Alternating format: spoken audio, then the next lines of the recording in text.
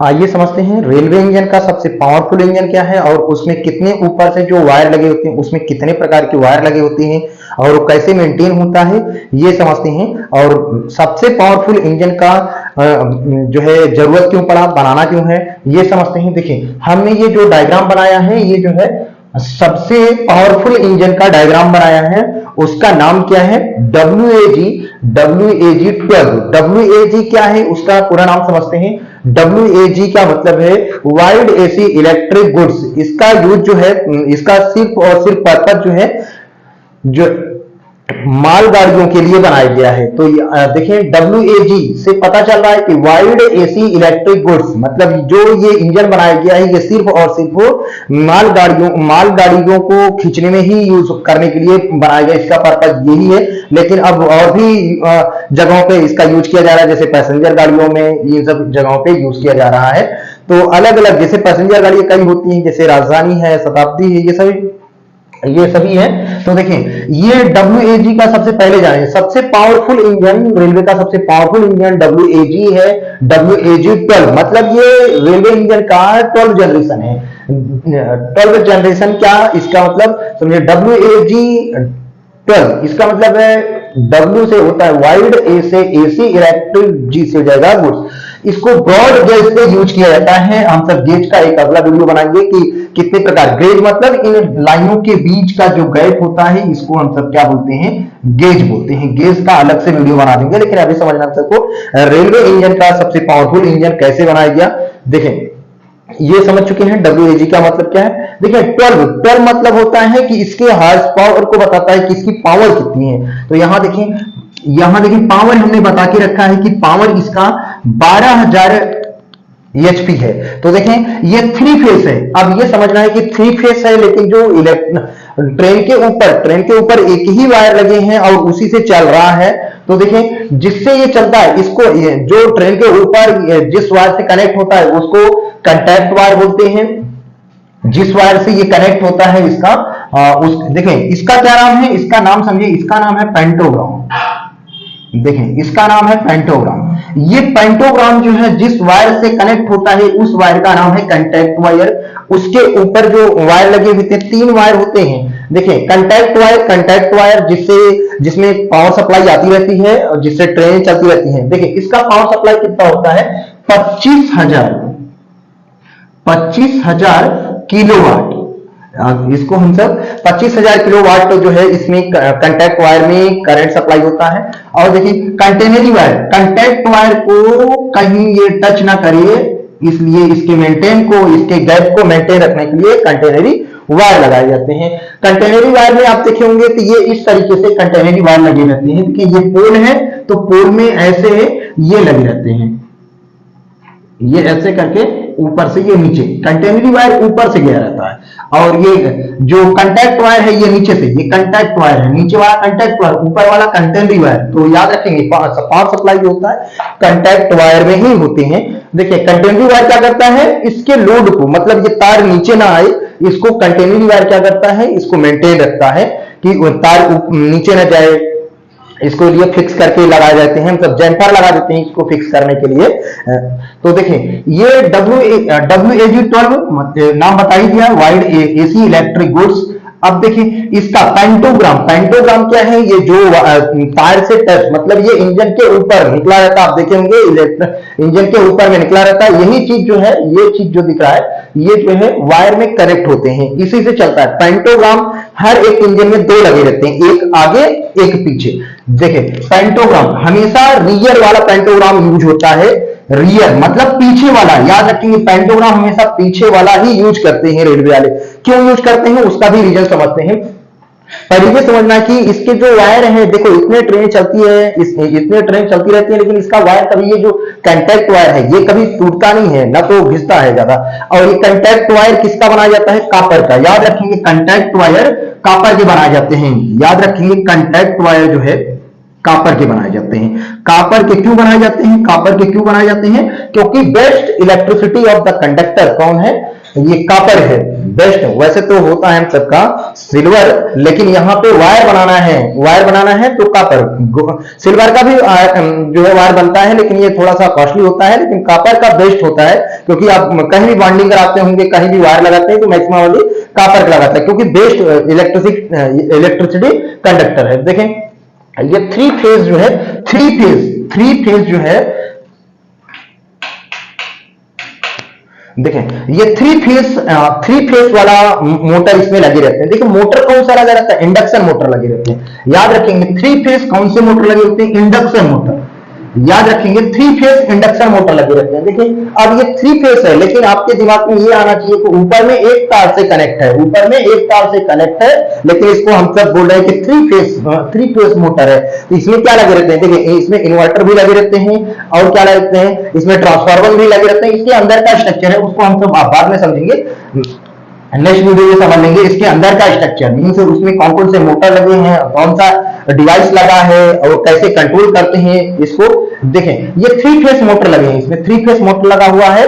तो ये देखें इंडक्शन मोटर लगा है, इसको हम सब रिवर्स एंड बैक दोनों चला सकते हैं, आगे पीछे दोनों साइड में चला सकते हैं। तो देखो पेंटोग्राम दो लगे रहते हैं, हर एक इंजन में दो पेंटोग्राम लगा रहता है। पीछे वाले पेंटोग्राम का यूज करते हैं, क्यों यूज करते हैं, क्योंकि देखें आगे वाले से क्या है, आगे वाला मतलब ये पुल कर रहा है, देखो पुल कर रहा है, और पीछे वाला क्या कर रहा है, पुश कर रहा है। तो देखें ये आगे वाला क्या कर रहा है, ये आगे वाला मतलब पुल कर रहा है, लेकिन ये क्या कर रहा है, ये आगे वाला पुल कर रहा है, लेकिन पीछे वाला क्या कर रहा है, पुश। देखो किसी भी चीज को अगर हम सब साइंस से समझे, किसी भी चीज को पुश करना आसान है, जबकि पुल करना डिफिकल्ट है। इसीलिए देखें कभी भी जब गाड़ी अगर बंद हो जाती है तो आदमी उसको क्या करता है, पुश कराता है, खींच वो अकेले नहीं खींचता, अगर जा रहे हैं पैदल तो देखिए जा रहे हैं पैदल तो ज्यादा दिक्कत होगा, लेकिन पुश करा रहे हैं तो ज्यादा आसान होता है, आदमी चला जाता है आराम से। तो हमेशा पुश करना आसान होता है, लेकिन पुल करना डिफिकल्ट होता है, क्योंकि पुल करने में ज्यादा फोर्स लगती है और पुश करने में कम फोर्स लगता है, ये हम सबको पता है। देखिए और इस ट्रेन की बात, अगर इस इंजन की बात करें तो इस इंजन का जो वेट है ये जो है 100, देखिए ये इसका जो वेट है ये 1800 टन है। देखिए इसका जो वेट है ये 1800 टन है। तो देखिए और पावर हम सबने बता ही दिया कि कभी भी अगर रेलवे का इंजन में नाम लिखा है उसके पीछे कोई नंबर लिखा है, जैसे WAG12 ये बता रहे हैं कि इसका हार्स पावर और कितना हार्स पावर है। देखें हार्स पावर कितना है, इसका हार्स पावर 12000 हार्स पावर है, मतलब ये WAG जो है 12000 हार्स पावर का है। देखें इसका स्पीड जो है 120 किलो पर आवर से होके 180, कहीं देखें जैसे आप मालगाड़ी चला रहे हैं तो 180 रखते हैं, कहीं मालगाड़ी चल रहा है तो 120 रखते हैं, कहीं स्पीड उसको इंक्रीज कर देते हैं, 180 भी रखते हैं। एक्चुअली वो डिपेंड करता है कि आप किस ट्रैक पे मूवमेंट कर रहा है लोड। देखें और इसकी कैरिंग कैपेसिटी लोड कितना है, ये 6000 टन लेके ये जा सकता है। देखें अब इसके स्ट्रक्चर में समझते हैं। देखिए अब इसमें क्या है, इसको ट्विन सेक्शन भी बोला जाता है, इसमें दो इंजन एक साथ अटैच रहते हैं। सबसे बड़ी बात यह है कि इसमें बायो टॉयलेट का है, क्योंकि इसमें जो पायलट होते हैं उनको टॉयलेट करने की जो है सुविधाएं सभी इसमें हैं। लेकिन पुराने इंजनों में क्या है, पुराने इंजनों में यह है कि इनको अपना इस जो है इंजन में सुविधा ना देके पीछे वाले इंजनों में, पीछे वाले जो बोगीज होते हैं, जो हम सब कोच बोलते हैं जिसको, उसमें सुविधा दिया रहता है। लेकिन इसमें यह है कि सब बायो टॉयलेट सुविधा है। देखिए इसके बारे में समझ लिए हैं, कंटैक्ट वायर किसके बने थे, कॉपर के। देखिए अगर हम सब बात करें ना तो इंजन, देखिए इंजन वैसे जो है अगर इलेक्ट्रिक की बात करें, इलेक्ट्रिक इंजन 3 प्रकार के होते हैं। देखिए WAG wide AC electric goods, दूसरा क्या है WAP wide AC electric passenger. WAP मतलब ये पैसेंजर, देखिए पैसेंजर से ये पैसेंजर आ गया, इसका मतलब ये WAP कहीं भी अगर लिखा है ना, इसका मतलब ये पैसेंजर में ही यूज होगा, और कहीं इसका यूज नहीं कर सकते कि मालगाड़ी में यूज कर देंगे, मालगाड़ी में यूज नहीं कर सकते। देखिए अगर WAG कहीं भी लिखा है, WAG किसी भी अगर इंजन में लिखा है, इसका मतलब वाइड डीजल गुड्स, इसका मतलब WDG का मतलब है वाइड डीजल गुड्स। इसका मतलब ये भी जो डीजल इंजन है WEG, इसका भी यूज मालगाड़ियों के लिए किया जाता है। देखिए अगर इसका समझे कंस्ट्रक्शन समझते हैं, देखिए इसमें 2 कोच बनाए हैं। देखिए एक ये है, एक ये है, दो इंजन हमेशा आपस में अटैच होते हैं, दोनों पे जो है पेंटाग्राम लगे होते हैं। पेंटाग्राम जरूरत के अकॉर्डिंग, अगर आप आगे चल रहे हैं तो पीछे वाला उठेगा, मतलब अगर डायरेक्शन आपका इधर है, मींस हमारी तरफ इधर डायरेक्शन है तो ये पीछे वाला उठेगा, पेंटोग्राम पीछे वाला उठा के काम करेंगे। अब अगर इधर जाना है तो ये वाला गिरा देंगे, ये वाला उठा के काम करेंगे। देखिए कभी भी इस पावर को जो है, इस इंजन को जल्दी बंद नहीं किया जाता। वैसे तो डीजल इंजन को जल्दी नहीं बंद कर सकते, लेकिन ये भी इंजन अब इसको बंद करके आसानी से कहीं भी जा सकते हैं, लेकिन मैक्सिमम कोशिश ये करते हैं कि इसको बंद नहीं करते, क्योंकि स्टार्ट करने में मैक्सिमम पावर लगता है। अगर कभी भी इंजन को स्टार्ट किए हो, कोई भी इंजन हो आपका, जैसे बाइक है, बाइक को स्टार्ट करते हैं तो ज्यादा फोर्स लगता है, इसीलिए कभी भी ज्यादा कोशिश करते हैं ये चीज की ट्रेन जो रेल इंजन है उसको बंद ना करे। अगर कुछ देर के लिए चालू है, 1 घंटे या 1.5 घंटे, उसको रन करते रहते हैं कि मतलब वो चालू ही रहता है। देखें अब समझते हैं, देखो हम सब जिसको बोगीज बोलते हैं, देखो बोगीज किसको बोलते हैं, देखो 2 तरीके से होती है। एक होता है, देखो एक होता है कोको, एक होता है बोगो। अगर पास में 3 पहिए लगे हैं, जैसे यहाँ पे देखिए पास में हमने बनाया है, यहाँ पास में 2 है, तो उसको हम सब जो है बोगो बोलते हैं। क्यों बोलते हैं? जिसमें 4 पहिए का असेंबली होता है उसको हम सब बोगो बोलते हैं। लेकिन जिसमें अगर इसी में, अगर मान लो अगर इसी असेंबली में अगर 1 पहिया और जोड़ दिया, ये टोटल 6 हो गया। अगर 6 पहिए का असेंबली है, 6 पहिए का असेंबली है तो उसको कोको बोलते हैं। देखिए अब इसमें क्या है, अब जो 2 पहिए का असेंबली होता है, मतलब जहां पे 2 जैसे यहाँ देखो इस ट्रेन में क्या है, जो ये बनाया गया है, ये WAG-12, इसमें देखिए 2 पास में, आप एक साइड से देख रहे हैं तभी 2 पास में है। इसका मतलब ये देखें, ये स्पीड तो इसका स्पीड कंट्रोल है, मतलब इसको स्पीड में कितना भी भगा सकते हैं, लेकिन लोड लेके जाने में इसमें दिक्कत है। क्यों? क्योंकि इसमें 2 एक्सल पे कितना लोड दे सकते हैं, ज्यादा लोड दे नहीं सकते। इसीलिए यहाँ पे देखिए इसीलिए देखिए कई एक्सल को एक साथ जोड़ दिया। यहाँ पे देखिए 2, 2, 4, 2, 6, 2, 8 इस साइड और उस साइड, मतलब देखिए 8, 16 जो है 16 पहिया है। यहाँ देखिए 2, 2, 4, 2, 6, 2, 8 इस साइड में है और उस साइड में है। तो इस प्रकार से देखें, इस प्रकार WAG-12 का जो है यूज करते हैं। देखिए अब यहाँ पे क्या है, अब 4 पहिए का असेंबली लगा दिया। 4 पहिए जिसमें होगा ना वो स्पीड तेजी से बढ़ेगा, लेकिन लोड नहीं ले सकता।